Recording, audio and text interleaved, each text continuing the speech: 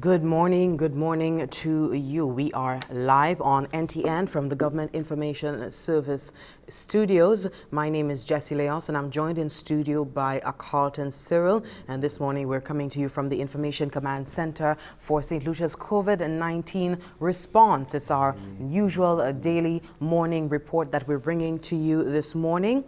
Quite a few updates to fill you in on, as well as to reiterate from yesterday's programming. Carlton, good morning.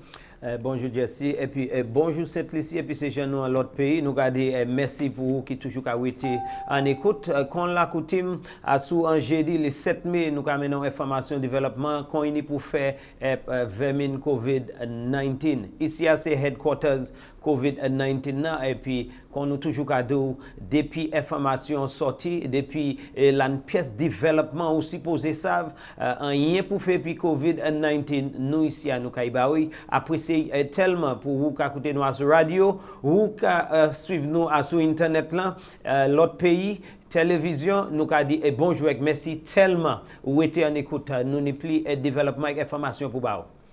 Thank you very much for that.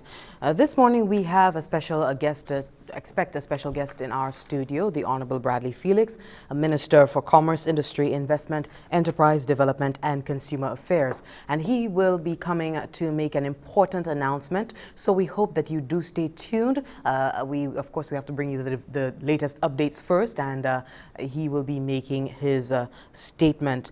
Of course, his ministry, the Ministry of Commerce, has been responsible for making certain approvals for businesses on island, as well as oversight of the liquor license being imposed, among many other measures being taken to manage COVID-19 in the country. We got word yesterday from the Minister with responsibility for External Affairs, Honorable Sarah Flood-Bobra, as well as the Minister responsible for Tourism, the Honorable Dominic Fede, and they came in studio to give us an update on efforts with regard to repatriating our cruise line workers back to Saint Lucia. And the announcement is 219 cruise line workers will be repatriated on the evening of Friday, May 8th to St. Lucia. The cruise ships Carnival Glory and the Caribbean Princess have been granted permission to dock in our ports on the 8th of May, Friday. And the Carnival Glory will be disembarking 207. So 207 St. Lucia nationals will be disembarking from the Carnival Glory, and 12 St. Lucia nationals will be disembarking from the Caribbean Princess. So if you see cruise ships in the port tomorrow, do not be alarmed. The state of emergency, where it speaks to the restriction of border access and so on, it still applies. Our borders are still closed in that respect, but we are trying to get our St. Lucians back home, as many as we can, in as short a period as possible. We heard from the Honorable Sarah Flood-Bobra that the priority has been issued for our St. Lucians who are living on the waters. As to say, you know, we have many St. Lucians hearing from Dr. Jocelyn Clark Fletcher, the Ambassador for Diaspora Affairs, telling us that many St. Lucians would like to return home amid this global pandemic. However, priority has been given to the cruise line workers in the first instance. But do not be dismayed. Efforts continue to be feverish in getting all our St. Lucians home. She did indicate that students, as well as just St. Lucians living abroad who want to come home, that your time will come as well.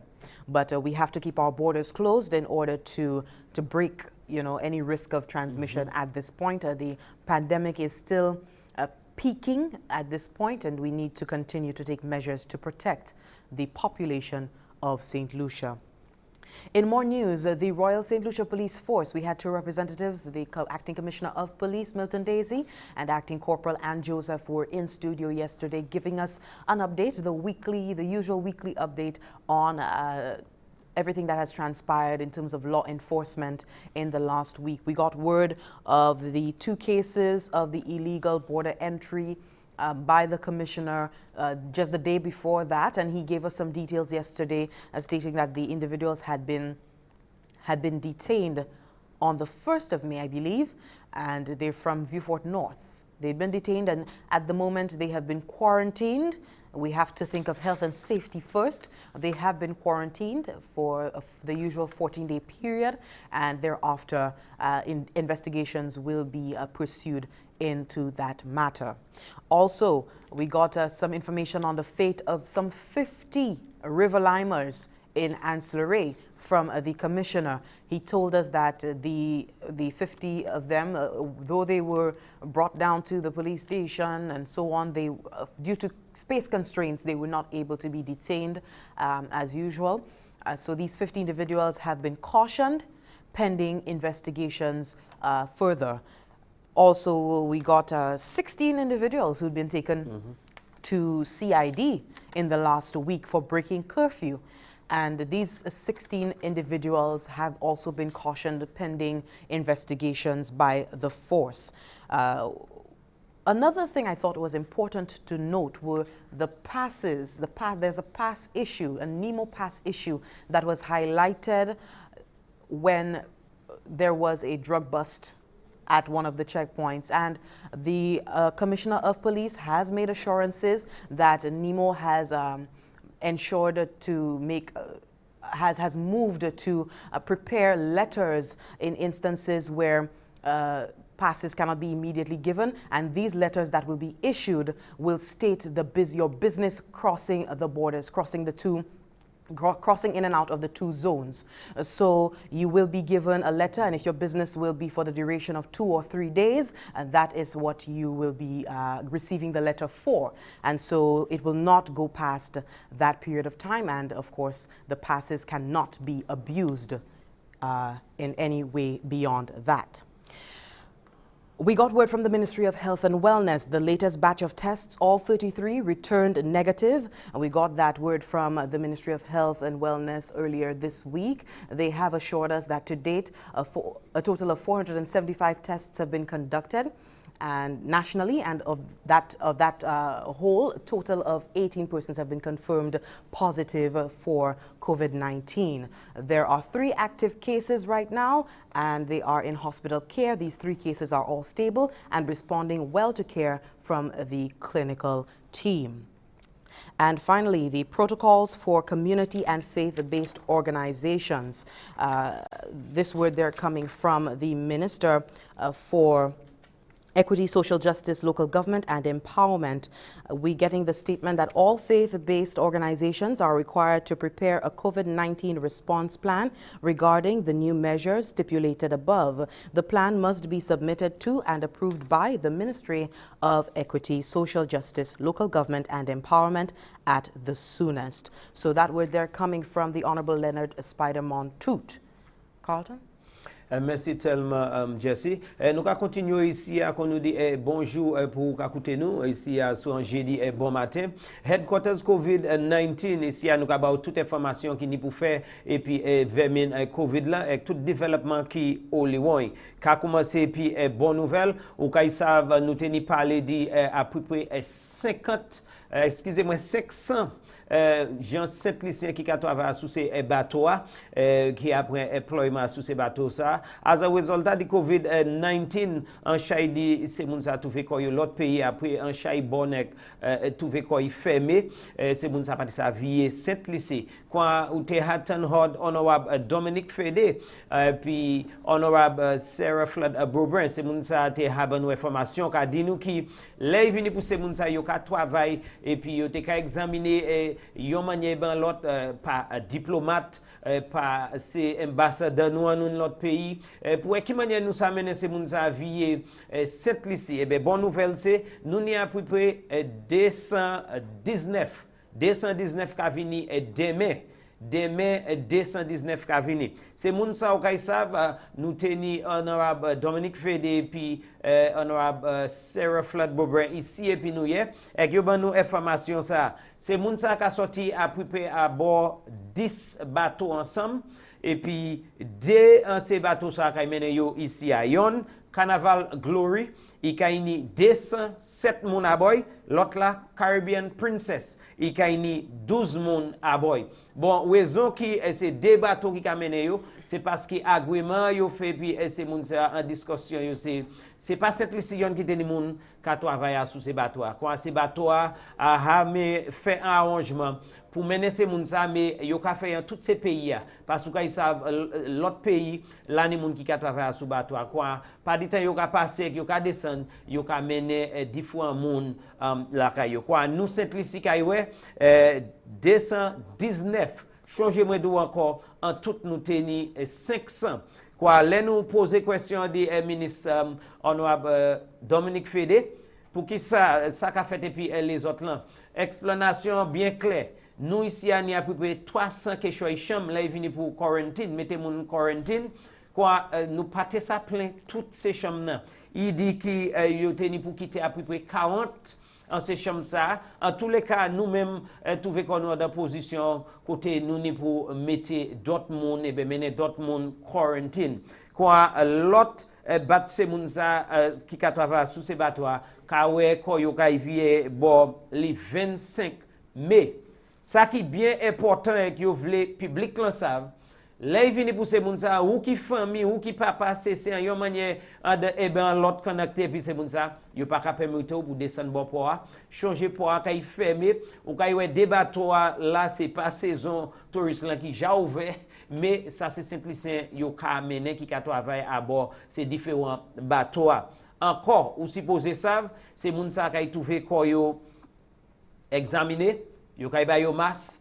yo kay point yo ek mene yo en se facilité à nous côté yo kay wete quarantine pour 14 jours après ça yo kay quitter yo aller kayo mais ça qui bien important c'est faut ou savent ou pas ni pièce permission pour descendre là pour là kay trouver koy managé par ces police là customs slash tout ces moun ça qui travaille en bas ensemble et puis ministre santé pour faire assurer bagay la marcher bien demain si bon Dieu veut quoi trouver ko informé ou pas supposé venir là et ben pas kay permis sur une pièce femme ou personne là pour mais au cas ça parler qu'on la coutume et puis sur téléphone et ben d'autres manières quoi trouver ko informé bonne nouvelle tout bonnement là venir pour ça qu'à continuer qu'on la coutume nous tenir ces gens hors département police ici au cas ça nous tenir acting corporal Anne Joseph c'est lui qui est PRO by police là puis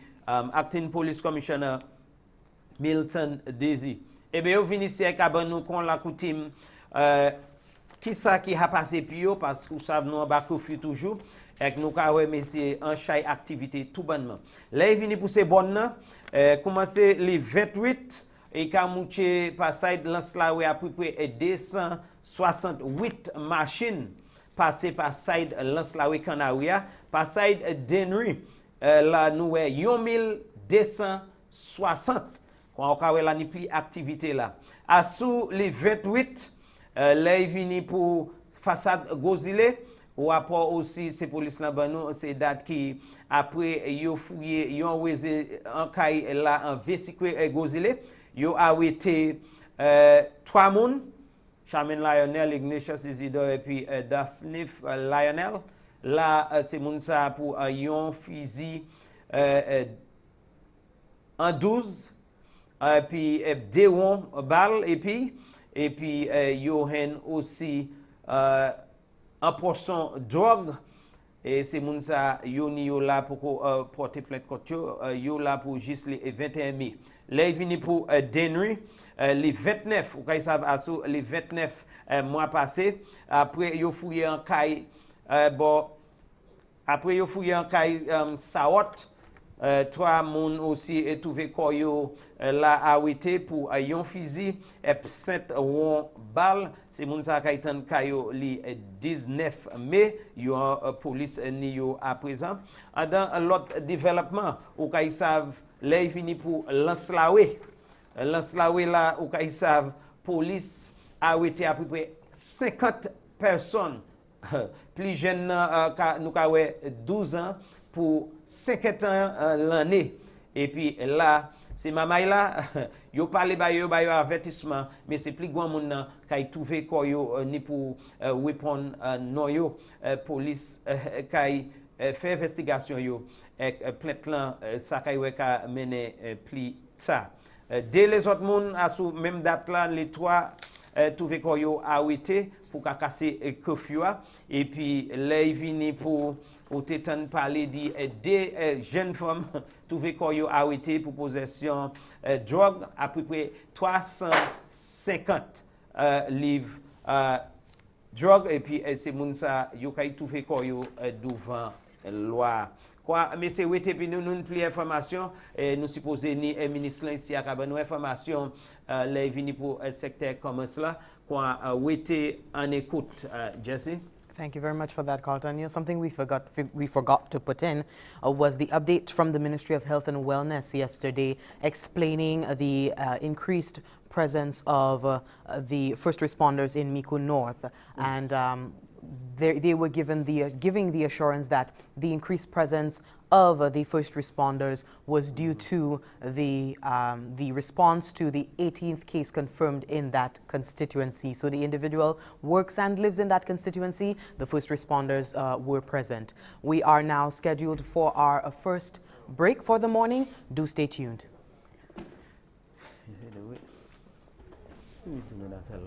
Saint Lucia ka registré vers min corona et il ka fait mouvement et quand chaque vitesse tan chaque canef ka couiller pour vigilance publique là fait wolo parler en place publique qu'on bol en main base ti boutique changer distance sociale 6 pieds hodion à l'autre. Il ka travail tan si ou senti ko pas cordial quarantine ko pas en contact et puis l'autre en cas où te toi pe exposé.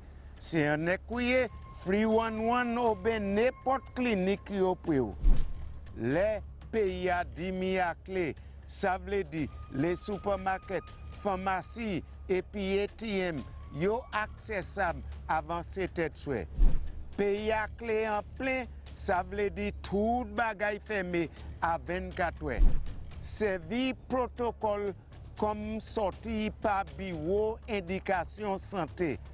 Nous tout ensemble, ça sauver vers min corona. Si nous tout servi jidla à toutes les. Together let us win this war. Saint Lucia be a soldier. Together we can beat this corona.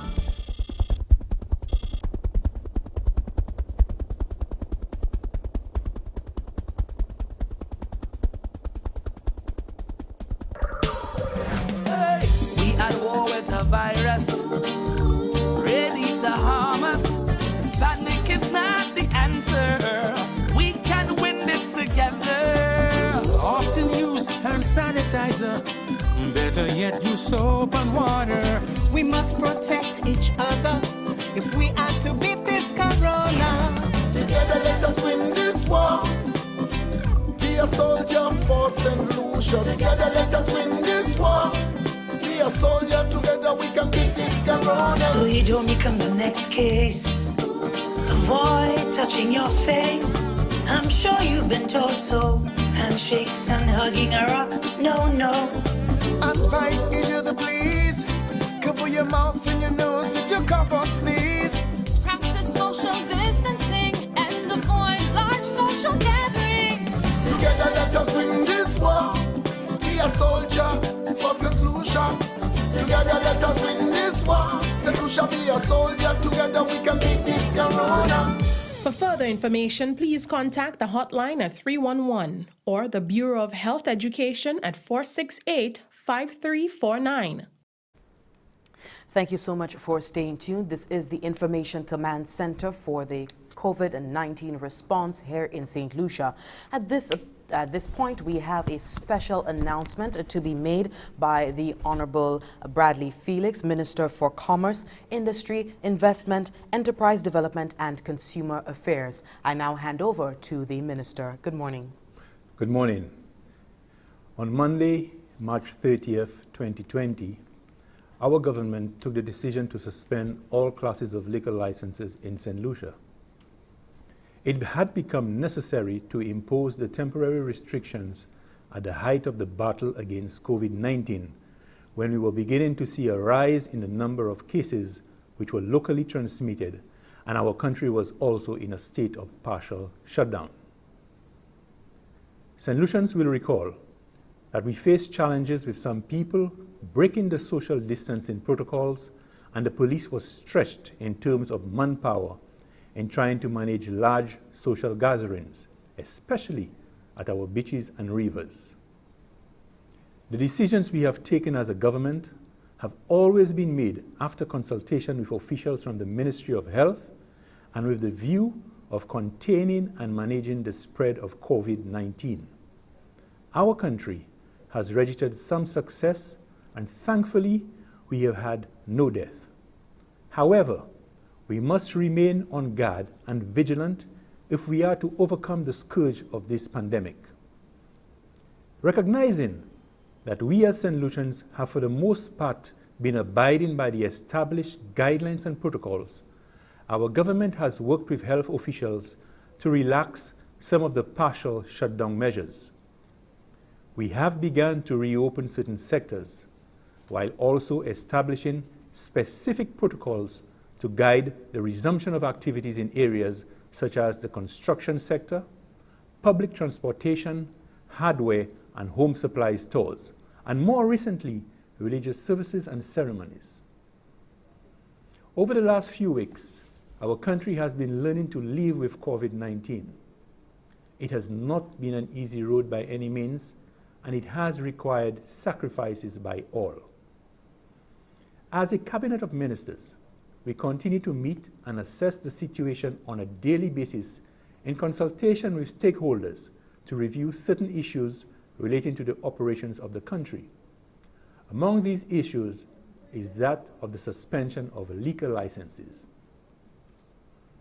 There are several factors which had to be considered in our decision making. Chief amongst our consideration was whether the population had understood the need to practice social distancing. Another factor we had to consider is the need to balance between maintaining the gains we have made in limiting the spread of the virus and minimizing the impact on the local beverage manufacturing sector, especially with regard to the number of persons employed in the sector. Generally, we are pleased with the cooperation we have received from most St. Lucians, but acknowledge that there are some who continue to breach the prescribed protocols. As of this coming Friday, 8th May 2020, the government of St. Lucia will reinstate liquor licenses in St. Lucia for the sale of alcohol beverage. This measure will allow for the sale of alcohol by only licensed businesses from the list of approved businesses that are currently permitted to operate under statutory instrument SI 56 of 2020, namely supermarkets, mini-marts, small grocery shops, wholesalers, and gas stations. However, the resumption of the sale of alcoholic beverages from approved licensed business outlets will be governed by strict protocols. These protocols are as follows. There shall be no loitering, assembling, socializing at the business premises where alcohol is sold and purchased. There shall be no consumption of alcohol at the place of purchase. Alcohol sales can only take place between the hours of 7 a.m. to 6 p.m. The public is also reminded that a person who contravenes the Emergency Powers Disasters COVID-19 curfew order commits an offense and is liable to imprisonment with or without hard labor for a term not exceeding 6 months, or a fine not exceeding $1,000 or both, and forfeiture of goods or money in respect of which the offense has been committed. Therefore, as we lift the ban on the sale of alcohol, we urge St. Lucians to drink responsibly. Keep in mind, We are still in a battle against COVID-19, and it's only by adhering to the protocols we will be successful. I thank you, and I wish all a wonderful Mother's Day. Thank you. Thank you very much for that information, Honorable Minister. Carlton, I invite you now to engage Mr. Felix. Bonjour, Anchai. Toujours un plaisir pour nous ici et puis nous. Puis quand nous te dit Anchai responsabilité tomber en bas ministre expressement là venu pour qu'à vie ouvert business avec place Saint Lucia. Encore nous savions dans ces questions qui étaient sous l'idée Anchai mon ka parler dit c'est qui manière yo poko bail permission pour womna et puis nous tenons de à présent là venu pour l'église là yo a bail permission pour faire application ça veut dire là venu pour l'église ça a fait quand là venu pour décision à sous qui manière nous ka ça fait womna là venu pour la vente womna là venu pour monde ka consommer wom décision dis-nous pour qui ça et qui manière qui ça prend en considération avant permettre ça pour décision fait juste avant aller répondre question mais juste les mettre yo by douette ou dit about l'église là nous pas jamais fermer pièce l'église et yon by nous pour l'église là yo recognize quantité de monde qui a venu à l'église, ça même c'était en danger. So, qualité activité ça était restricted. Okay, so comme ils savent, l'année y a de l'église qui style qu'a fait l'église, mais juste la pas de personne qui a venu, mais monde qui a côté en les différents internet, télévision. So actuellement ça qui fait là, nous dit l'église là, Gardez gosse place là et nous dit tout le monde ou s'apporter mon dedans pour l'occasion gosse kaila accordé pour gosse l'église là ou kaila quantité so pour dire l'église est fermée ça pas c'est pas d'activité fermée c'est juste restriction parce que social distance social là OK nous comprenons ça so on parle about affaire là comme juste dit là c'est pas pièce place neuf qui a ouvert. Toute place qui a ouvert et qui take avant homme et qui tout bout yo ka boire c'est même ces places ça là qui caille ça van homme là. So les ça là été passé l'année combien place là qui était nous dit aux autres pas ça ouvert. Quand tout petit cabaret tout petit ba nous ni l'occasion on pays il était fermé. Mais c'est place marchandises là comme supermarket là, gas station là, minimat là, la manufacturing t'es pas jamais fermé. Puis d'ici là c'était qu'à faire alcosan là. Oui. So ces places là pas jamais fermé.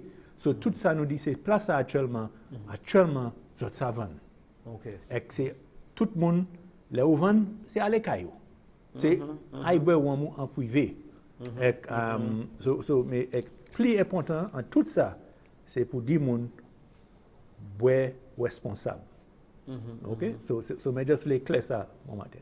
Quand nous dis-moi si moi bien comprendre ça au cas dia, quand vini demain les rites c'est place ça et puis c'est moun ça jani permission pour ouvert quand nous ka parler supermarket nous ka parler c'est gens qui teni minimat c'est côté ça au cas dit à présent yo kay ça vendre mais et puis condition on supposé vendre entre les 7h pour 6h au soir et puis encore moi ou fait bien clair si y a une personne qui vendre a pas dit laisse ça il ka tomber en bas même conséquence là qui a mette qui dit ou pas supposé casser curfew et puis condition qui yo ba ou pour vendre homme quoi ou ça vendre homme c'était bon matin pour 6h au soir mais c'est ça parmi conditions mais nous quand parler about ça applique temps nous pas tout le temps mais parmi ces conditions c'est that qui là gain homme point homme ay kayo yo pas vle ouais moun ay acheter acide like tout monde en ka bref vai parce que même ba là nous quand pêcher c'est moun vinn ensemble avec distance sociale là yo vle moun chebe d'accord pièce dernière parole vous voulez dire moun qu'on ça a fait na on seul bail ko na changer les ka leve, yon bay, se gwan moun an kay la te toujou ka di, tantat mwen yek maman, yo toujou ka di, wam la pa akoui. Ouais, So, ça oui. l'année en chay moun, quand nous bay permission, chay moun kay kwe, na ibwe tout temps, mate bwe. Nous ka fait un plaidi bay tout moun, bwe responsable. Si vous n'êtes pas boire, si c'est un monde qui boire, et que vous avez une bouteille, allez la caillou, ok? Et pas quoi ou ça battre l'homme là, pas jamais battre l'homme. C'est bien fini. Ok? So c'est mais juste les de tout le monde boire responsable. Okay. Eh bien, monsieur, quand nous sommes là, nous ici à développement, quand il a fait, le ministre honorable Bradley Felix, là, il vient pour suspension, ça, il tenir sous licence pour homme. À présent, au cas où homme qui trouvé quoi il vend, mais et puis conditions. Là, nous avons dit, c'est place business là, c'est supermarket là, c'est minimat là, c'est gas station là, place qui était à vendre, c'est homme ça, c'est moun ça, j'ai ni permission, yo déjà ouvert, yo déjà j'ai une permission, ça, le ministre des Commerces, nous avons dit à présent, ou ni permission pour vendre, mais et puis conditions. Parmi ces conditions, ou on peut trouver ou pas supposé, premier pas, ou pas supposé bré pièce côté à sous propriétaire là ou gain on ça quand pas comme ça gain on avec deux bouts là avec bré yo pas ça c'est yon dans ces conditions ou pas supposé si ou acheter on changer c'était bon matin pour 6 heures au soir. L'air qui baille là curfew est still en place. Nous pouvons finir combattre et pour ça raison pour ça c'est encore nous ka voudrait moun pas à combler sembler ensemble parce que toujours nous ka dit distance sociale là bien important et puis là content ministre là bien dit yo ka dit chaque monde prend responsabilité pour ça ou ka faire au sein grand monde ou ka boire personne pas ka dou pas boire mais prend responsabilité pour ça ou responsable pour quoi et pas quoi ou ça fini on là il pas une pièce côté calé quoi bonne nouvelle qui sorti là et nous ka dit zo pas ka hopper tête nous ka tout le monde qui coopérer et puis ça qui jadia Jesse. Thank you very much for that. We are due for a break. We'd like to thank the minister for sitting in and just giving us this very important bit of information there. The lift of the liquor licenses, and of course it is in accordance with the state of emergency ordinances on the 8th of May. The alcohol ban has been lifted and persons will be able to make purchases of alcohol, again in accordance with the state of emergency ordinances, supermarkets, mini-marts, small grocery stores, wholesalers and gas stations. Again, the factors taken into consideration for this decision by Cabinet, whether the population had understood the importance of social distancing, physical distancing, addressing gains and advances made in the management of COVID-19. So considering all these things, we have received the word from the government that the alcohol ban has been lifted. Stay tuned. When we come back, we have more updates on COVID-19.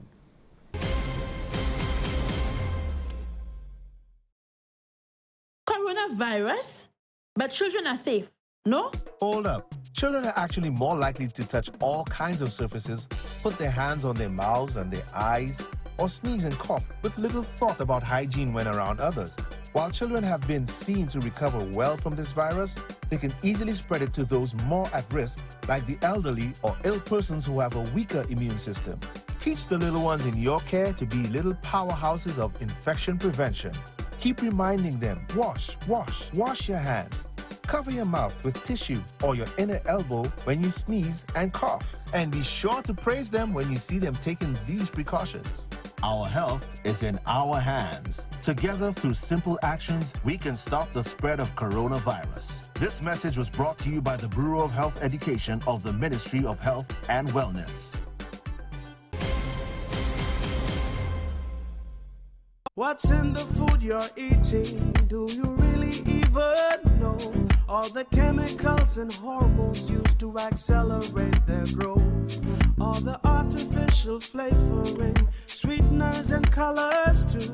We consume and we don't spare a thought for the damage that they'll do. No, think about the children. Think about the children. How will we save them? Chemicals and GMOs are not the solution.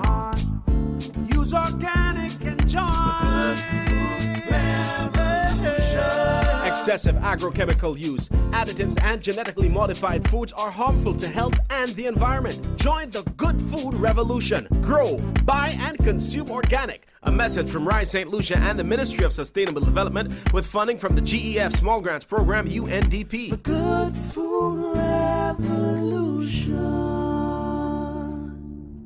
Saint Lucia ka registre vers min corona. Ek I ka fait mouvement ek an chay vitesse tan, chaque canef ka kouye pour vigilance publique la, fait wolo, parler en place publique, kon bol en main, base, ti boutique, changer, distance sociale, 6 pieds, hod yon a lot, I ka travay tan, si ou senti ko pa cordial, quarantine ko, pas en contact et puis l'autre, en cas où tu es exposé. C'est un écuyer, free one ou ben n'importe clinique yo pou. Les pays a dimi à clé, ça veut dire les supermarkets, pharmacies et puis ATM, yo accessible avant cette souhait. Pays à clé en plein, ça veut dire tout bagay fermé à 24 heures. Servi protocole comme sorti par bureau indication santé.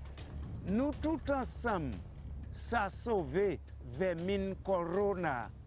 Si nous tous servi Jidla à toutes les. Together let us win this war. Saint Lucia be a soldier. Together we can beat this corona. Thank you so much for staying tuned. We are live on NTN. At the GIS studios. My name is Jessie Leonce, and in studio with me, Carlton Cyril. We continue with this morning's COVID-19 response report. In studio with us, we have Mr. Marlon Narcis, the Director of Public Sector Modernization, and Ms. Peggy Ann Sudat, the Permanent Secretary in the Department of the Public Service. A special good morning to you too, under the circumstances. Good morning. We just want to open with Ms. Sudat. If you could just give us an understanding. I know you put out a statement on the extent of operations of the public service. If you could just go over that briefly, as well as, pretty much giving us the extent of work right now in the public sector. Where are we at government-wise? Okay. Good morning, everyone. I would first like to start by thanking our public officers. We know over the last few weeks, you have been working very hard. We cannot thank people like our frontliners enough, but I must say we have a group of public officers. What we're going to do right now is just take a short break. We're experiencing a little bit of technical difficulty. Ms. Sudat, a moment. We're going to take a break. We got this. Yeah. Have to make it. We don't have no other choice but to be strong. We're gonna make it. I am a voice of hope, and I just wanna let you know that I believe in our strength as a people and the promise of a bright tomorrow. And I want you to believe and trust. I know God is watching over us, and I believe if we all come together now, everything will be alright. If we only press on. Strengthen the bond and the ties among this generation. Unite and be one, the fight will be won. Come on, Caribbean. Don't worry about the circumstances. Don't stress about the fears and the madness. Together we will take our chance at life and conquer it. Don't worry about the circumstances. Don't stress about the fears and the madness. Together we will take our chance at life, 'cause we got this. We got this. We got this. We got this. Caribbean people, we got this. We got this. We got this. We got this. We got this. We got this. I am the strength within, yeah. I know that we will rise again.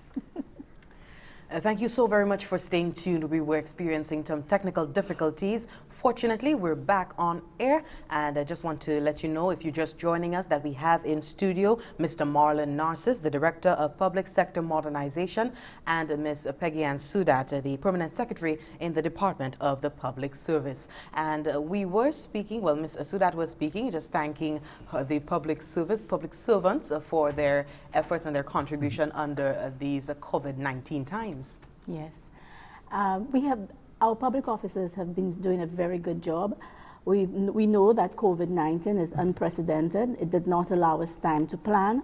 But as a public service, we have had to adopt different approaches to working.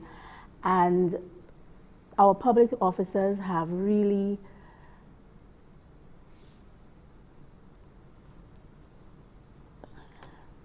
stepped up to it, right? We've had our alternative work arrangements, and we've had a blend of work from home. We've had rotation and shift. So much of our government agencies are actually providing some level of service to the public service, to the citizens, not at the level that we normally would, but we have tried to ensure that the key or more critical units are working, and as much as possible supporting the essential services that must be there on the front line. So I want to extend a very special thank you to public officers who have been going beyond and above the call of duty to ensure that we fight COVID in the best way possible. We know that the government has the responsibility for ensuring the proper protocols and policies are in place. But it is important to understand that we have an individual responsibility, individual obligation to ensuring that we do what is necessary to keep our country going, to keep our flag flying. As public officers, we are called to make some sacrifices. And we know that it is probably not the right time to be asking to make the sacrifices, but if we want to ensure that our economy remains buoyant, our public service remains at the level that it should be, then we will have to make that individual decision. Over the next few weeks, as public service, we will have to discuss the move back into the workplace. We know that it is not going to be a normal thing. We will not get back to normalcy, but it's the move back into the workplace is imminent, and we will have to discuss and have a wider discussion with PSs, heads of departments, etc., of how we manage the move back into the workplace. So over the next few weeks, we are hoping to do that. But I just want to say, because I know Mr. Narcis has a lot to say with respect to the arrangements that have been made. A lot of people are working remotely. Some arrangements have been made, and I'm going to leave it up to him to discuss. But what we want to do is to encourage people to keep doing what you are doing. We need to ensure that heads of departments and permanent secretaries are working with their staff. We need to do our weekly check-ins to make sure that people are okay. As a matter of fact, we know that there are a lot of emotions right now, anxieties.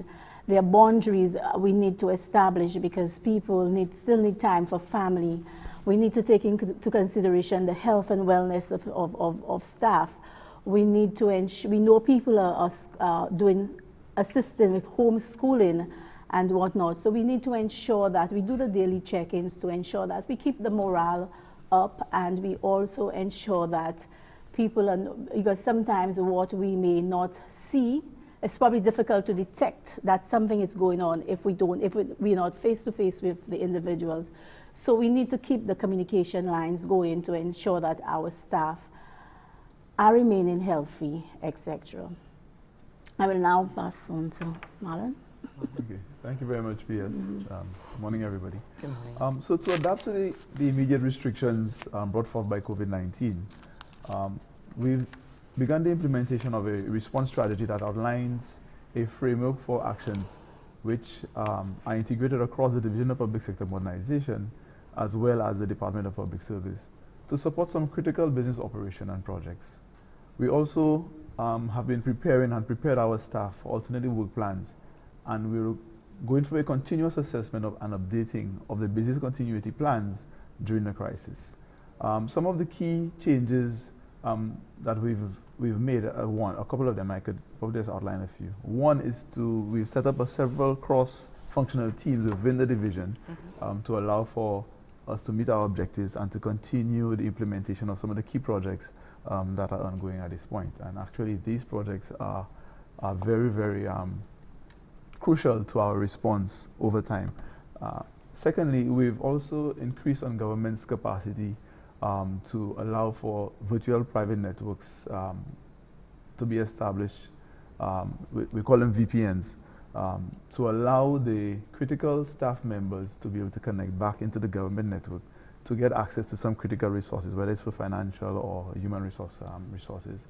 That in itself has worked very well, and it has allowed us to also move into the other area of having more flexible work times for our staff. So these couple of quick initiatives allowed us to respond quickly and to keep the operations of the division and to a large extent of some of the government offices continuously running.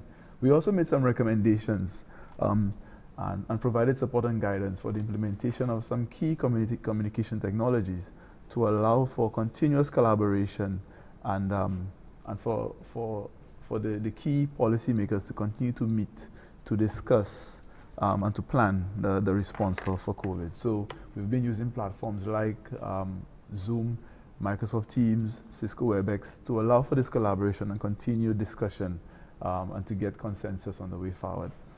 One of the initiatives that we've also undertaken in the last few weeks, and I will speak to that later on about the digital government platform, is that we've also set up a national relief fund to allow for pledges and donations to the government and the people of Saint Lucia. So that will be online and would allow for persons to be able to make those pledges, make those donations to the country over time. Okay. Can you tell us how has COVID-19 accelerated the digital transformation project? Right. So I'm happy that you asked me this question. We immediately went into a mode where we wanted to ensure that the project was not directly impacted by the onset of the pandemic. So we leveraged those collaboration tools that I mentioned to continue to canvass and have discussions and to continue the assessment of the agencies that would be part of this project. So the digital transformation project, or the DigiGov platform, our aim is to have 154 services online within the next 2 years. And the first of these services would be at the Department of Transport, where persons would be able to apply for the renewal of their driver's licenses, as well as apply for a replacement of a driver's license if it's lost, stolen, or damaged. And as I indicated earlier, we've also included this National Relief Fund pledge or donation service that persons can still provide donations and pledges to the government and the people of Saint Lucia. We're hoping to have those services launched in the upcoming weeks, so that will essentially alleviate a lot of the pressures that exist now at the Department of Transport, where persons have been either waiting for their driver's licenses for a very long time. And we think that once we get this proof of concept going and this resonates with the public, I think we will gather more support for the project as well. Another critical part of this project is what we thought about for business continuity. This is something that has been on the table for a very long time. And the government did approve for us to go ahead and establish a mobile data center that would allow us to consolidate all of government's data assets under one roof, and to be able to allow us to, again, respond in a more efficient manner going forward with looking forward at any other type of disaster that may occur. We will be in a better position, having consolidated our data assets, to be able to continue government's operation. Because one of the key and critical areas that have been affected is government's ability to get revenue from those services because those offices have been closed down. So looking at some other areas like at the civil status registry for application of birth certificates, eventually passports, application for your national ID. On the business side, we're looking at, we're actually in advanced talks now with the registry of companies and intellectual property to put all of these services online as well. And so it is an all-encompassing project that would allow government to be able to generate revenue even in the onset of an eventuality such as COVID in the future. Okay. Ms. Sudat, the COVID-19 pandemic has definitely been, if I want to quote the Governor General, compelling added impetus to move forward even more aggressively with the DigiGov initiative. Can you just speak to us about the business continuity of government and how you have pulled in Mr. Narcis's resources into that effort? Yes.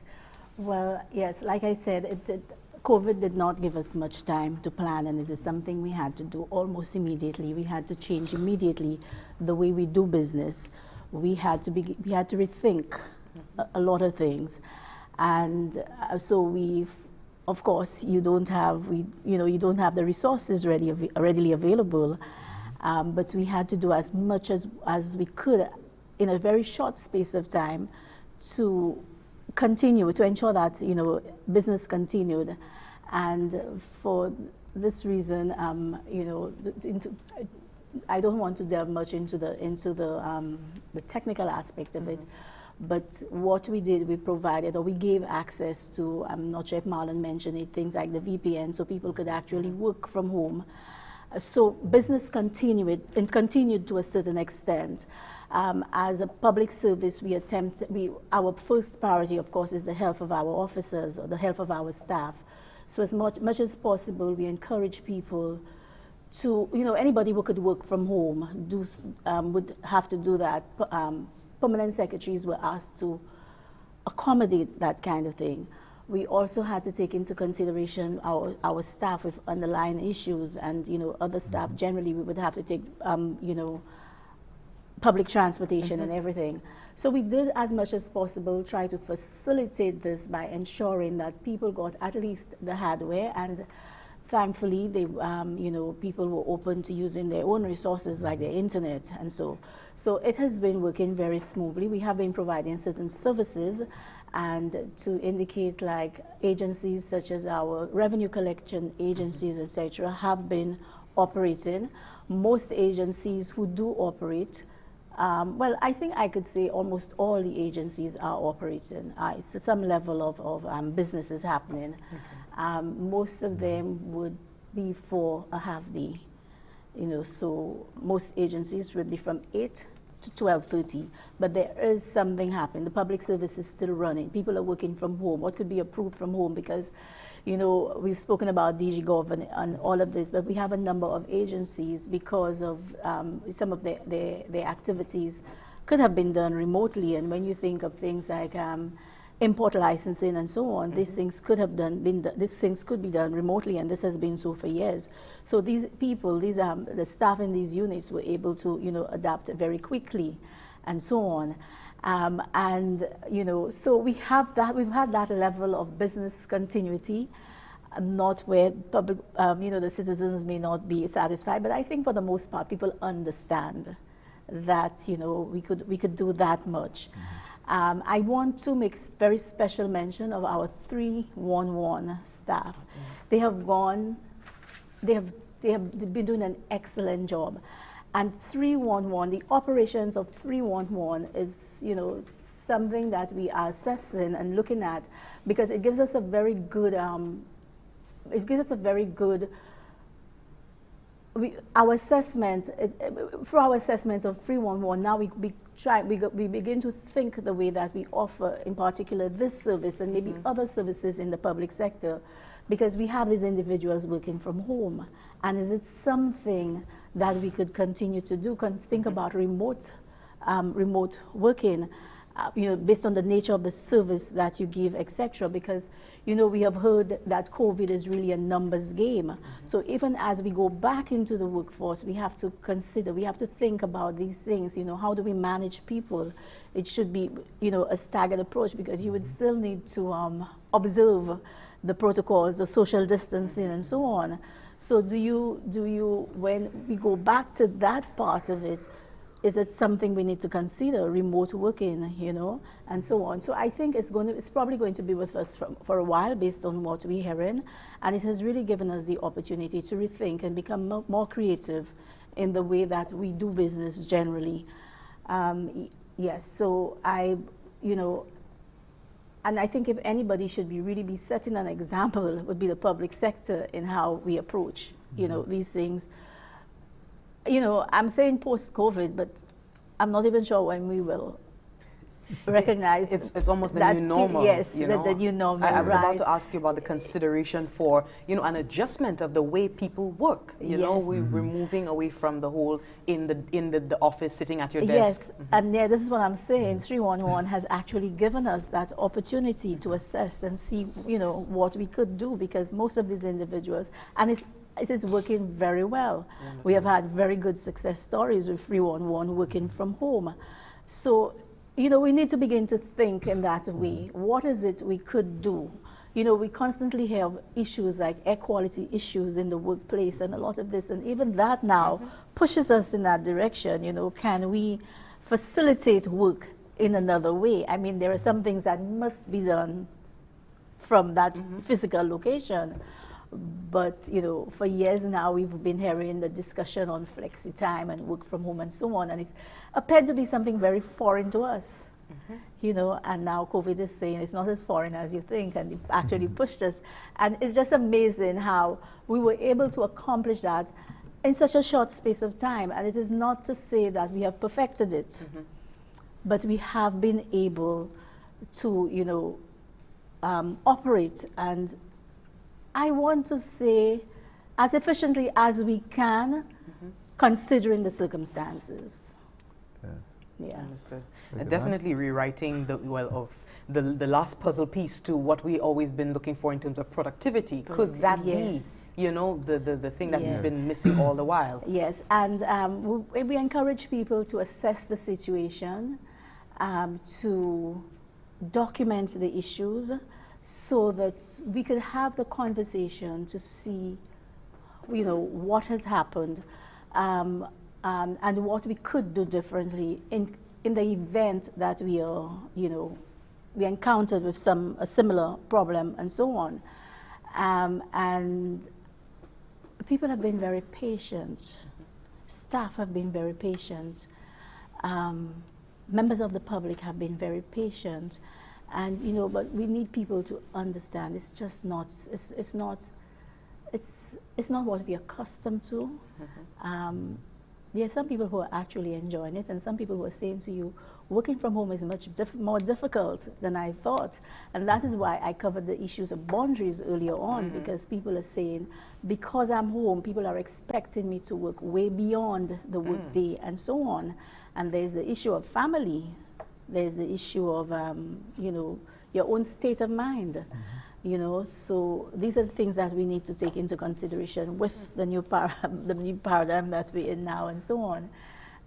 So all these things need to be documented. So moving forward, we can do it differently. I just want to say Saint Lucia is taking part in discussions at the regional level with respect to, this work from home. We have the Deputy Permanent Secretary at the Ministry of the Public Service who is representing us at the regional level, discussing the whole work from home arrangement and what we could do as a region to make it, more comfortable for people. Yeah. If I could just add quickly, with the 311 is essentially becoming a very good use case for us, just based on the success that we've been having and the amount of teamwork that we've seen coming out of that process. And it was also, we were also able to quickly deploy those 311 agents to work from home because of the type of infrastructure government has already put in place. So for example, with our government wide area network, every single government office is now connected via a gigabit fiber around the island. Okay. Right? And it's our plans once we decide, okay, this is a good use case that we could go ahead with, is for us to set up this last mile connectivity into some of those to some of those agents, or to all of the agents and our senior management, so that in the future, once we are required to work from home, there will be no additional expense to government, because those we would have already leveraged this infrastructure that we have already have in place. So going forward, we see a lot of use and a lot of benefit in allowing the persons to work from home, and also to get a clear idea of how best we can implement those policies going forward. Okay, what we're going to do right now is pause for a PSA cause. We're talking a public service, a civil and business offerings, service offerings with the Director of the Public Sector Modernization and the Permanent Secretary at the Public Service Department. Do stay tuned. More interview talk in just a moment.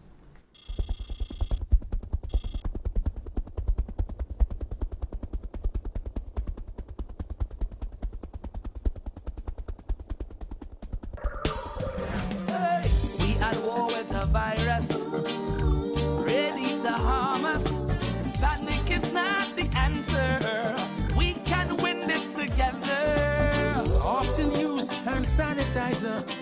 Better yet, use soap and water. We must protect each other if we are to beat this corona.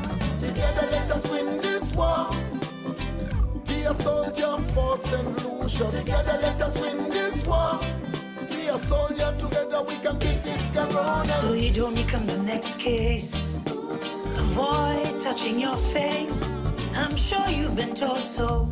Handshakes and hugging are up. No, no. Advice give you the please. Cover your mouth and your nose if you cough or sneeze. Practice social distancing and avoid large social gatherings. Together let us win this war. Be a soldier for Saint Lucia. Together let us win this war. Saint Lucia, be a soldier. Together we can beat this corona. For further information, please contact the hotline at 311 or the Bureau of Health Education at 468-5349. Thank you so much for staying tuned. We are live on NTN from the Information Command Center for our COVID-19 response. In studio with us, we have Mr. Marlon Narcissus, the Director of Public Sector Modernization, and Ms. Peggy Ann Sudat, the Permanent Secretary in the Department of the Public Service. And we have been speaking about the business continuity, the operations of the public service amid this global pandemic. How are we able to continue to provide to our businesses, collect revenue, provide services to civilians? So the conversation has reached quite a distance, and we have now come to a point where I want to talk about the legislation for moving into DigiGov. Right. And the Governor General spoke about the advancement, the commencement date for the Electronic Transactions Act, the Data Protection Act, yes, and so on. Can you just give us more details as to what this will entail and what powers it will provide the ministry? Okay, thank you. Actually, well, I'll start with my response by saying that to facilitate the digital transformation process, we've looked at several pieces of legislation that either need to be amended or brought in new, right? So our legal framework looks at about 6 pieces of legislation: the Electronic Transactions Act, as you mentioned, the Data Protection, the Electronic Data Exchange, E-Evidence Act, and the Electronic Crimes and Computer Misuse. So we've more or less set up a process where we went through a review of all of these pieces of legislation where they exist, and also made some recommendations, and making recommendations based on those that we think that needs to come into force or come into power. So with the E-Transactions Act, it would be necessary for us to be able to provide some level of protection for both the citizen and for government once these electronic transactions begin taking place online, right? So at this point, or since 2011 actually, the Electronic Transaction Act was passed by the Parliament of Saint Lucia. However, it was not enforced. So our ministry, through our PS, we've made a request to the Ministry of Tourism and Information to have this piece of legislation come into force, so that this would facilitate the next step, which is the technical step of actually launching the system. So there will not be a situation where we have the public and the government interacting online and there is no legislation to govern or to protect us as we go forward. With data protection as well, again, this is a major issue that everybody wants to ensure that their personal information is protected online, and the government takes this very seriously. And we decided, again, this is already passed by Parliament, but we need an enforcement date, so that, again, once the project goes live, we have these protections for the public and for the government. And to ensure as well, on the technical side, we've put in a lot of energy and time into cybersecurity for the platform, right? So the platform would be, even for payments, for example, there is a standard for payments that we have met thus far. Our hosting environment is up to the highest level of cybersecurity, and the government's data center is ISO 27001 certified at this point. Okay. We actually in the process of getting recertified at 27001 ISO. So we've taken the necessary steps, and we must ensure that the technical supports the legal, and the legal also vice versa. So these are the steps that we've taken on the legal framework. There are other vertical considerations as well from the legal perspective that we will be looking at those things once we go down the track along the project implementation timeline. So I will give you an example. So the e-transactions, data protection, e-evidence, electronic crimes, these are more or less horizontal legislation that focus on the general or the broader view for digital transformation.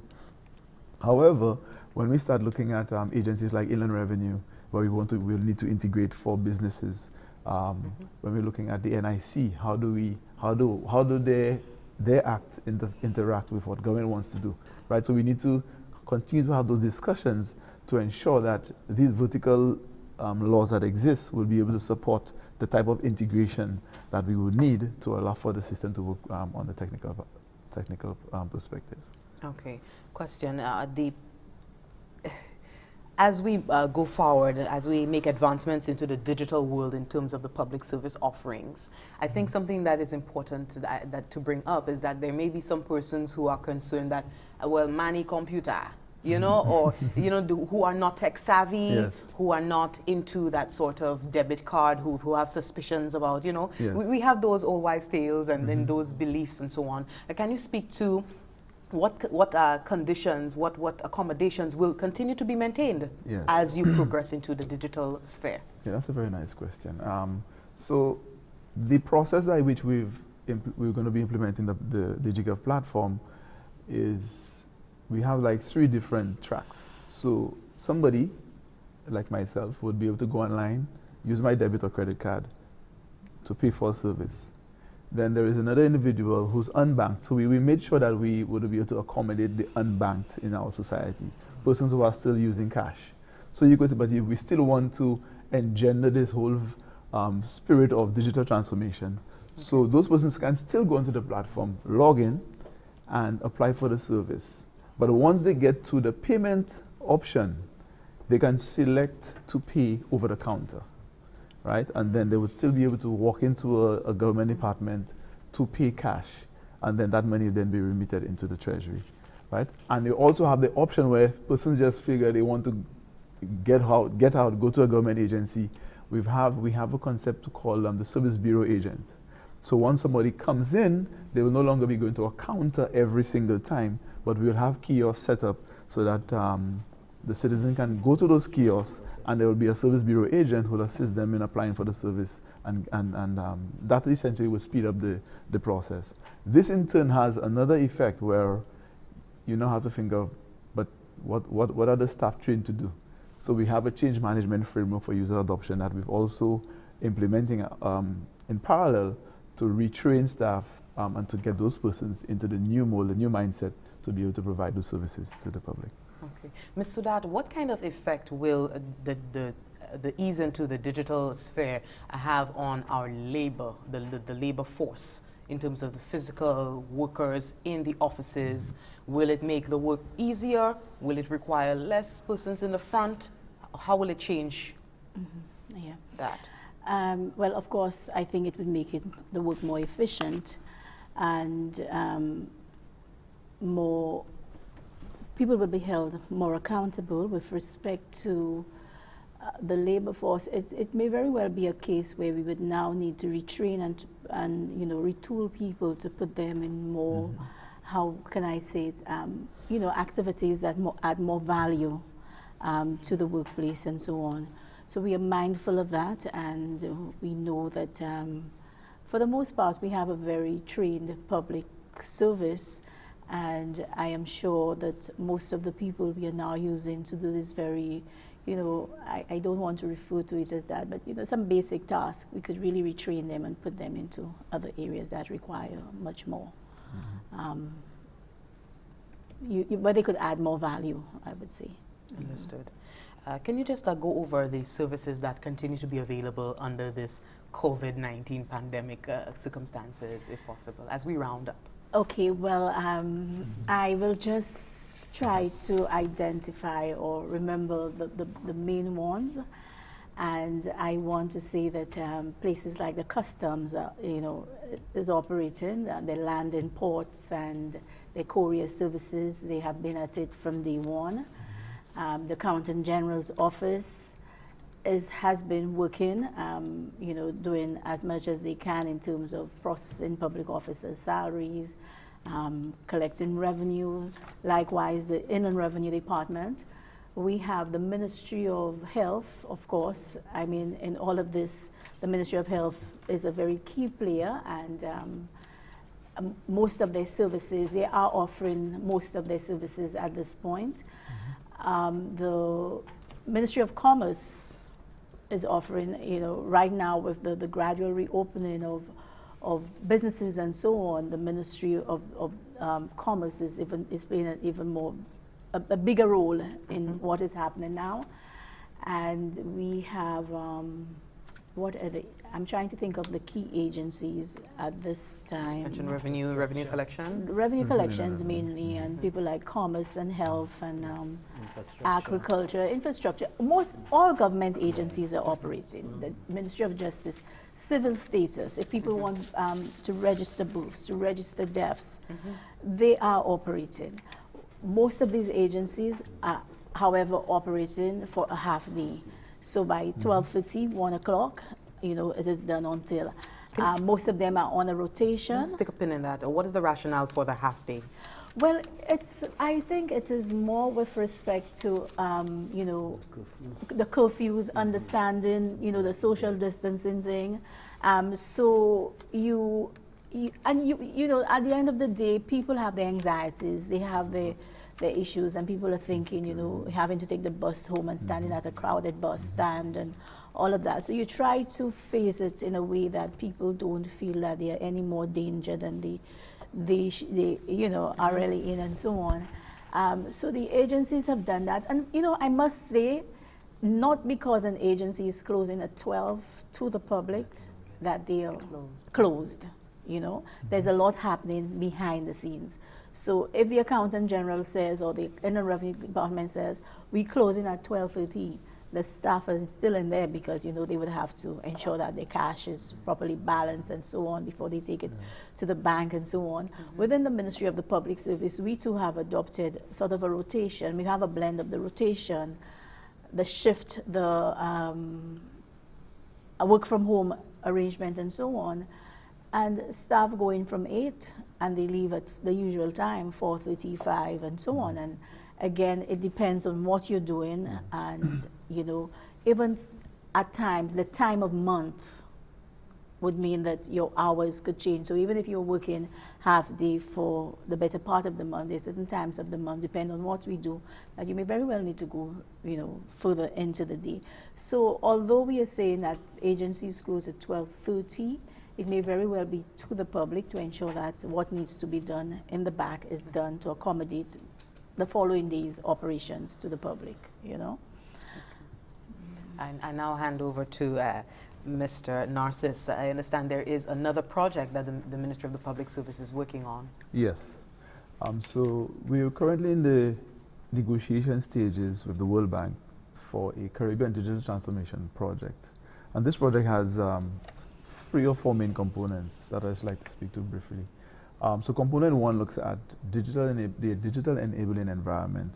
Again, focusing on the telecommunication regulatory environment that we currently sit in, and to put the legislation in place to again support how we operate, how the telecommunication industry continues to develop and grow. Also, there is a digital and financial and services component as well, subcomponents. Again, we must now put in place the legal and regulatory environment to facilitate that, especially going towards digital transformation. And also, again, focusing on our cybersecurity and data protection laws to strengthen them as they sit now on the books. We're also looking at component 2, which focuses on digital government infrastructure platforms and services. And one of the key things that we're going to be doing within this component is the implementation of our national ICT policy and sectoral alignment strategy. And that strategy would focus on about 5 or 6 of our key sectors, looking at health, education, tourism, government itself as a sector, looking at how we can boost ICT as a sector, agriculture and tourism.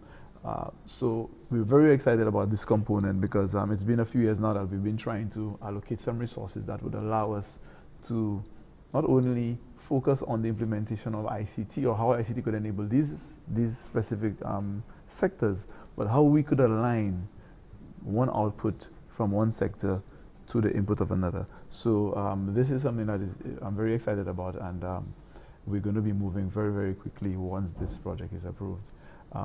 Again, we're also looking at productivity platforms and citizen-centric digital services. And one that strikes me at this point is we had some discussions with the World Bank and some of the other islands who will be implementing the project, along with the ECCB, the governor of the ECCB, and the Director General of the OACS at the time. We were proposing to have also a health surveillance and tracking and monitoring system as part of the project. That would assist us again in responding to the COVID-19 threat that will continue for a few more months or years even going down the line, and give us the ability to respond in the future to any pandemic or epidemic that we may be facing. So that component of the project would have 3 main components. One would be looking at integration with our border management systems so that our health officials will be able to have a larger view of who's coming into the country.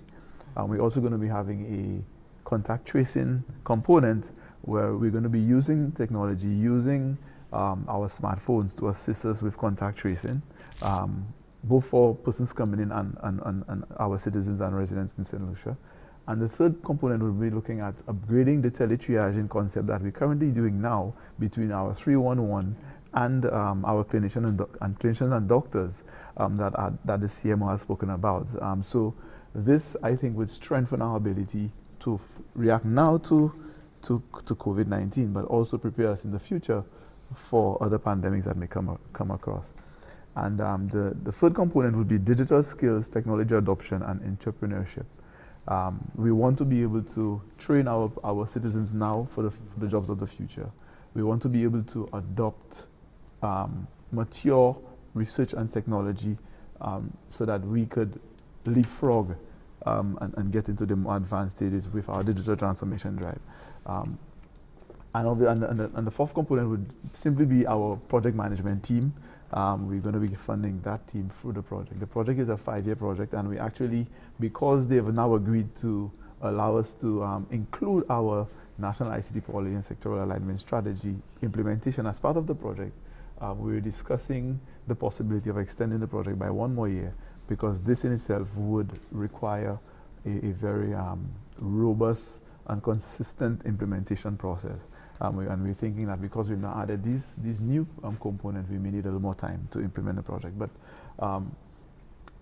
again, this project would allow us to leverage all of what we're doing now with the DigiGov platform, both from the system side as well as from the infrastructural side. As I indicated earlier, the government recently completed the implementation of our government-wide area network that would allow us to connect all of our government offices and buildings. So this digital transformation project will allow Saint Lucia to more or less be at the forefront and with cutting-edge technologies to support government operations for productivity, but also to allow us to provide a more efficient service to our public and to the citizens of Saint Lucia. Mr. Narcis, where do we stand in the region, the sub-region at least, in terms of our advancement so far, our efforts so far? Well, actually, Saint Lucia is leading the charge. When we began our discussions with the World Bank, actually, and they came saying, hey, we would like to implement some sort of a digital transformation project to allow for citizens to access government services online. You know, I just showed them our dossier. Hey, look, we've already done the assessment. We have 154 services that we're ready to roll out. You know, so Saint Lucia is leading the way as far as these digital transformation activities are concerned. Grenada has a similar type of project, again funded by the World Bank, but it is very, very small compared to what the scale that we have in this project. Wonderful. Public sector taking the lead in service delivery amid COVID-19. Any final words as we close? Well, I would just like to let the people know, let the country know that we are quickly moving ahead with the implementation of the digital government platform. And we're hoping that in the next few weeks that we will be able to do a virtual launch of the platform.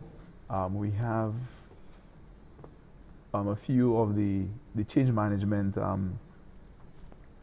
areas to continue to massage and to get ready for the launch. So as I said, it's not just a technical solution, but we also have to make sure we bring our staff along with us, retrain them so that they'll be able to support the implementation of this project. And the government is fully committed to the implementation of the DigiGov platform, and we're very excited to get Saint Lucia into that next step, to that next phase, where we could sit home at our convenience and apply for government services. Mr. Dan? Yeah, well, I just want to say, you know, we're at a point where I mentioned earlier the alternative work arrangements, but we need to begin to talk about how we manage people going back into the workplace at some point. You know, whether it be a staggered approach, we need to discuss the issue of remote work. We need to rethink physical setup of spaces. We need to rebuild workplace morale because, you know, people are coming back and there will be, you know, anxieties and so on. So we need to rebuild it. And when I spoke about the need, even as we work from home, to have the conversation, the check-ins with staff, it's really to keep their morale up, to keep their motivation up and so on. We may need to consider, you know, review our infrastructure, so look at maybe, you know, the way we deliver services, the way we communicate, you know, ensuring that we have an effective platforms to deal with these issues. It's very important during this time that we maintain communication now and even as we go ahead, that we maintain effective communication. For the most part, I just want to, you know, encourage people. You know, it's not business as usual. It is something new for us. I also want to encourage public officers to, you know, observe the protocols established by government and ensure that we are doing what we should be doing because, you know, we have individual responsibility for what is going on, and we need to remember that. It is not the government, it is we the people have to ensure that we do what is necessary to protect ourselves and to, you know, assist in going into taking us to that point. Like I said, I'm not even sure what post-COVID will look like, but to take us to that point. So I would like to end by thanking public officers for the tremendous support they have given. We know that they are going beyond and above the call of duty, a lot of them. You know, strange enough, people who are unable to work from home for some reason or another, we get calls. They want to come back to work, they want to work and so on. And we are getting the calls from a few people, you know. So we want to thank people. I also want to encourage those who cannot work from home to do some, you know, there's some online courses, free online courses being offered. I've sent the links to the PSs. A few weeks ago, I sent the links. So, you know, hope, you know, they could contact their PSs to see what they can do whilst they're at home, just to keep themselves occupied and to enhance their skills. And I think now is a good time to do that, you know, to take that time to sit back and, you know, see what you are interested in and what you would like to do. There are a number of opportunities out there. So thanks again. Thank you very much. We're definitely getting many commendations going your way on the social media platform. A person saying kudos to the public sector and to you two here speaking to us, giving us very comprehensive, very insightful information on the transitions and the accommodations of the public service. Thank you very much, Ms. Peggy Ann Sudat, Permanent Secretary in the Department of the Public Service. Always very smart to bring along your technical resource personnel in the person of Mr. Marlon Narcis. It's all the time we have for now. Do stay tuned. When we come back, we go over the latest updates for today with respect to COVID-19, and we close. Stay tuned. What's in the food you're eating? Do you really even know? All the chemicals and hormones used to accelerate their growth. All the artificial flavoring, sweeteners and colors too. We consume and we don't spare a thought for the damage that they'll do. No, think about the children. Think about the children. How will we save them? Chemicals and GMOs are not the solution. Use organic and join revolution. Excessive agrochemical use, additives, and genetically modified foods are harmful to health and the environment. Join the good food revolution. Grow, buy, and consume organic. A message from Saint Lucia and the Ministry of Sustainable Development with funding from the GEF Small Grants Program, UNDP. The good food revolution.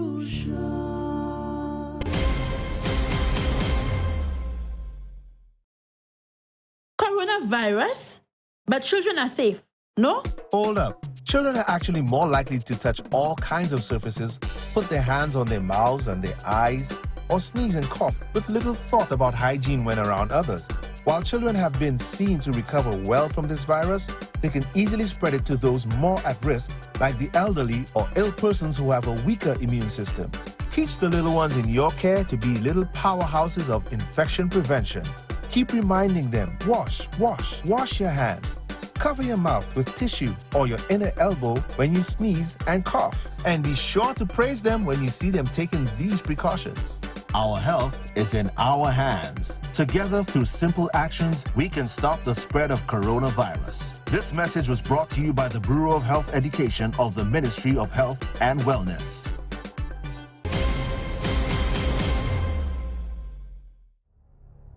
Saint Lucia ka registre vermin corona ek I ka fait mouvement ek an chay vitesse tan chaque canef ka kouye pour vigilance publique la fait wolo parler en place publique kon bol en main base ti boutique changer distance sociale 6 pieds hod yon a lot I ka travay tan si ou senti ko pa cordial quarantine ko pas en contact et puis l'autre en cas où te trompé exposé c'est un écouye free 11 ou ben n'importe clinique yo pou les pays a dimi à clé ça veut dire les supermarkets pharmacie et puis ATM yo accessible avant c'était souhait pays à clé en plein ça veut dire tout bagay fermé à 24 heures. Servi protocole comme sorti par bureau indication santé. Nous tout ensemble, ça sauver ve min corona. Si nous tout servi jidla à toutes les. Together let us win this war. Saint Lucia be a soldier. Together we can beat this corona. Thank you so very much for staying tuned. We just came off a very a good interview with the Director of the Public Sector Modernization and the Permanent Secretary in the Department of the Public Service, speaking on the public sector taking the lead really in service delivery amid COVID-19. And we already knew of the modernization efforts of the public service, Carlton. You know, 150 services across 8 ministries via a single window platform. And we're seeing how COVID-19 is accelerating these efforts. We're seeing how in cases of this pandemic, as well as any disaster that will inhibit the operations of the public sector, it can now be that you can go to the online site and get all of the services that that are offered by the public service in one location. As we wrap up this morning's COVID-19 response report, I just want to go over some of the important updates that we received today. The most important one, the most relevant one for the day, I think, would be the lifting of the liquor license suspension. We heard from the Commerce Minister, the Honorable Bradley Felix, earlier this morning. He gave a statement stating that the liquor license, the ban on liquor will be lifted on the 8th of March. So quite fortuitous in front of the Mother's Day celebrations. So we do hope, again, just echoing the words of the Honorable Minister, that you drink responsibly.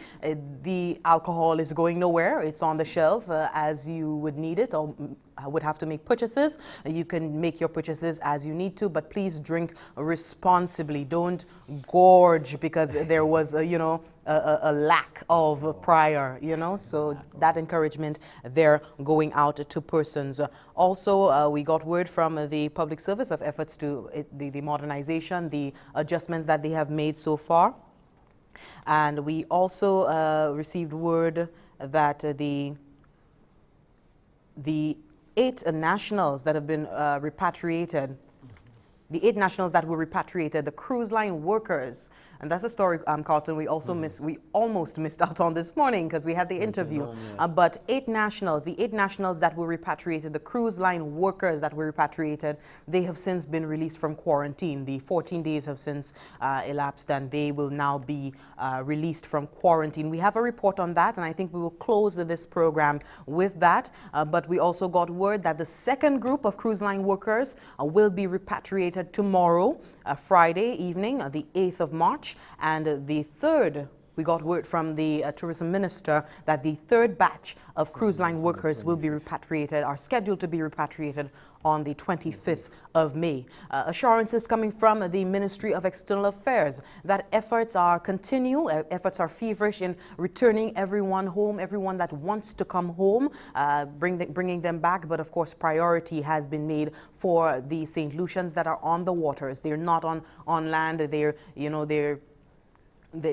situations are in the balance right now. So the first group has been released from quarantine. The second group will be coming into Saint Lucia. We have the 2 cruise ships that they're coming on, the Carnival Glory and the Caribbean Princess. The 219 cruise line workers will be returning tomorrow, 8th March, and the third, 25th May. I think these are the updates. I hand over to Carlton. Merci tellement, Jesse. Encore bon matin, nous la petite cadeau, nous amenons au développement annoncement. Et puis, pièce information, ici à Headquarters COVID-19. Quand Jesse te ka dit à grand annoncement, les vini pour ou qui te ka coûté, ou qui en est ka vini puis nous à présent, là, on a eu un statement honorable Bradley Felix, qui dit nous, yo ha permis ces gens qui ka vendre ça c'est ces supermarket là, ça c'est ces minimat là, yo ha permission pour ces moun ça vendre mais yo ni condition, ça c'est pour ces minimat là, ça c'est pour ces petites places boutique là qui ka vendre et puis c'est patient qui ka produit et puis c'est gas station là. Mais yo fait bien clair, là il vini pour c'est moun ça qui ka vendre ou pas permettre pour ou acheter ou avec boy la même ou ni boy la caillou. Yo ka dit encore là ou ka boy là ou gagne encore pas venir ensemble tout le monde acide là et puis pas boire là même ou ni pour changer encore ou pas supposé faire ça. L'autre bagaille là c'est ça yo ha bay moun permission pour vendre il kay entre 7h bon matin et puis 6h au soir. Depuis après ça yo vie tout partout fermé. Bonne nouvelle tout celle. Ka continue aussi, là vini nous te rapporter à sous c'est jeunes yo repatrier ça c'est ces gens qui ka travailler sous bâtiment ou changer nous teni 8 qui sortent babad, c'est moun ça yo teni pou chebe yo pour suivre protocole, yo teni pou chebe c'est moun ça pour 14 jours en quarantaine. Eh bien, c'est moun ça, bonne nouvelle, c'est moun ça a retourné kayo, eh bien, yo allé kay famille yo, ko yo ka wete bonne nouvelle. Ek demain si Dieu vle, nous ka wè 219 kay vini Saint Lucia, deux bâtiments ka mène yo entoué, et puis encore, même bagay lan ka fait, kay fait, ka suivre protocole, c'est moun ça kay ni pou wete en quarantaine pour 14 jours. Mais bonne nouvelle aussi, ou te kay, ou qui te ka suivre nous ici, nous te la ka parler by ces gens service public là. Ou kay sa nous te ici et puis nous PS ça c'est Maze Pegian Soudat, c'est l'équipement de sécurité service public là. Et puis aussi il te monsieur Malon Nassis, là venu pour moderniser secteur ça, c'est lui qui est directeur pour service public là. Et puis là Maze Soudat dit nous département gouvernement chaque département gouvernement qui travaille Customs, Accountant General, Inland Revenue, ministre Santé, ministre Commerce, Infrastructure. Enfin, il dit toutes ces places-là qui bien nécessaires à côté moun kay besoin bagay même si nous dans état de secours et même si l'année protocole il dit en chay c'est sans vote public là ka travail yon a ces bagay là il dit merci pour support il ka joindre il dit en chay c'est moun dans tête ce département ça ça qui ça travail hot kayo ka travail hot kayo mais il bien encourager juste moun ka couiller demander qui ça yo ça fait pour aider et puis il dit bagay beaucoup de bout parmi bagay yo fait c'est bay moun permission pour yo même ça a été kayo et puis travail et puis fait transaction par computer et dit ça aller très bien tout bonnement l'autre bagay l'a touché à sous vitement il dit là il vini pour panique ça qu'a fait à présent mais là il vini pour ka vie en travail il dit en chay bagay kay ni pour changer manière yo arranger koyo il dit yo kay ni pour parler bay c'est travailleur et puis ouais manière bagay et puis il teni monsieur comment dit monsieur Malon assisté ici nous te kay changer là il vini pour parlement annoncement était fait date gouvernement ka essayer mettre 8 ministries et puis à peu près 154 services kay trouvé koy à présent à sous ça yo kouye DigiGov qui veut dire yo ka moderniser secteur public là moun kay sa fait chay bagay sous computer Baptiste nous parler du passeport yo parler de ces moun ka mener bien avec marchandises en pays toutes ces bagages ça kay ça fait et puis là monsieur Nassis dit nous yo ka fait transition ça bonne nouvelle il dit parmi bagages qui ni pour considérer kay savent gouvernement te parler di acte électronique là parmi l'autre bagages parce que sou ka parler di kokapé tax inland revenue NIC ces bagages ça yo ni pour coporer tout bagages ni pour venir ensemble quoi il dit bagages ka marcher bien tout bonnement et puis yo bien content ça ka fait quoi pour ou ka chiller là nous parler ba yo il dit yo kayni bagay en place ben yo jani bagay en place il dit déjà toute ministry gouvernement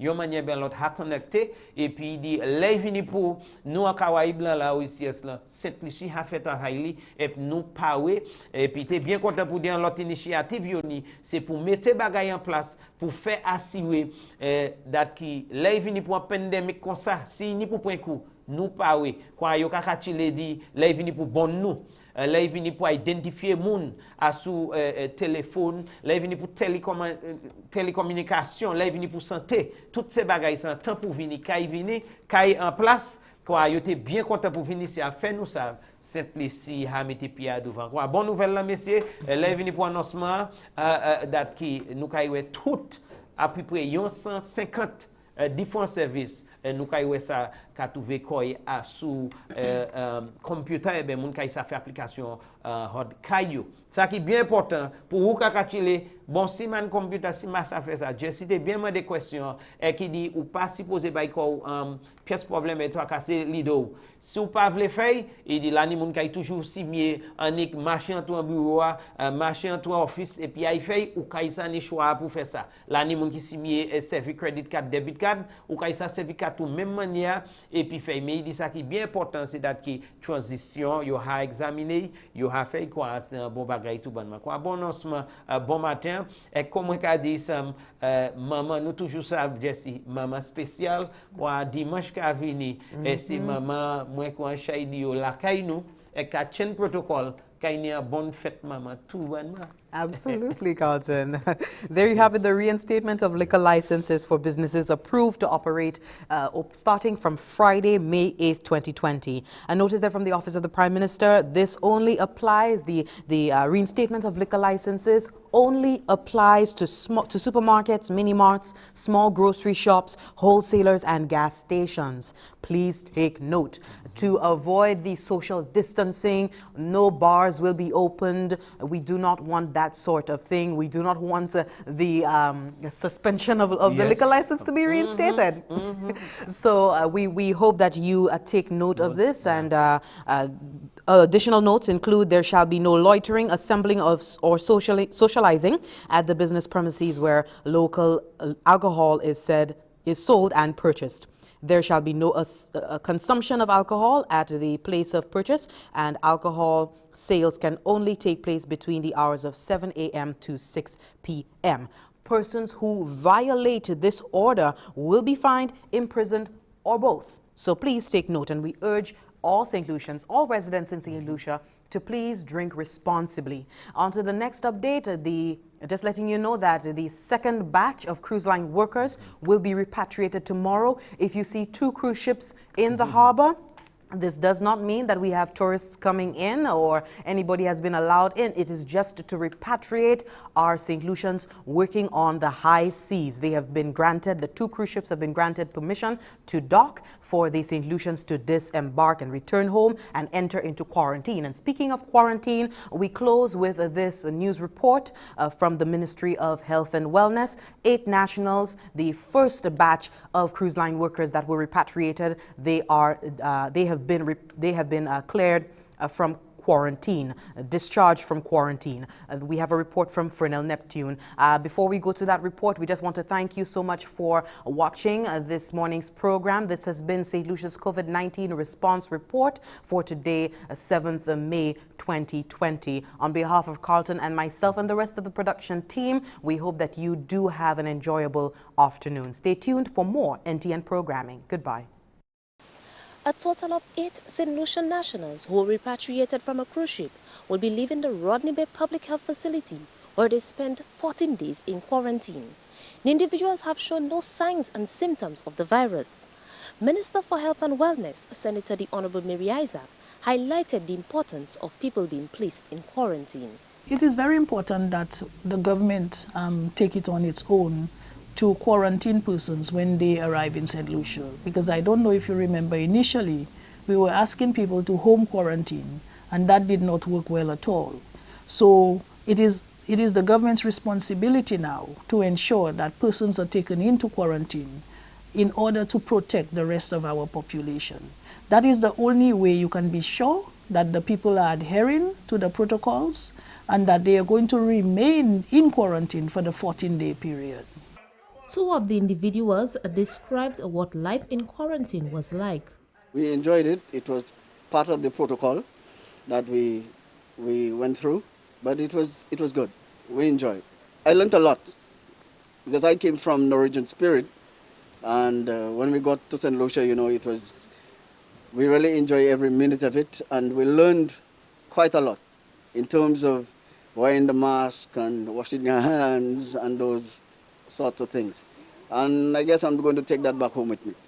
It's healthy to be safe and to be here and make sure that you are not spreading the coronavirus, and just to make sure that we're protecting our loved ones before we go home.